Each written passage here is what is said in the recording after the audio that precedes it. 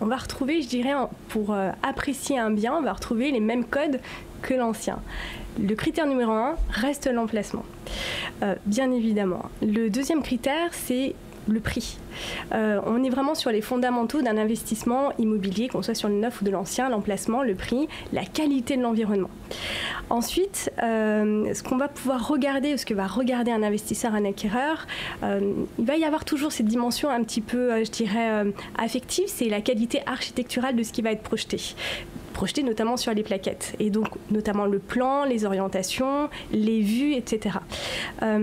Quand on investit dans l'immobilier, on regarde ces éléments et ces critères fondamentaux. Aujourd'hui, dans le neuf, on a, pour commencer en tout cas à ouvrir le sujet sur la valeur verte, on a des réglementations. Jusqu'à présent, la RT 2012 s'appliquait et il y a une grande révolution quelque part depuis maintenant un an, puisque la réglementation environnementale dite RE 2020 s'applique sur tous les immeubles dont les PC sont déposés actuellement. Cette grande révolution, elle est liée bien évidemment à la performance énergétique d'un bâtiment neuf, mais elle va être aussi liée au calcul et au poids carbone. C'est un nouvel élément qui rentre en considération, dont on entend de plus en plus parler. Pourquoi ?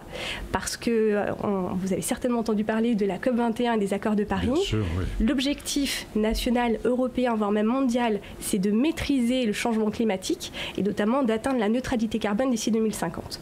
Et on sait que pour atteindre cette neutralité, il faut maîtriser son bilan carbone. Et c'est ce qu'on peut faire aujourd'hui quand on choisit un immeuble dans le neuf.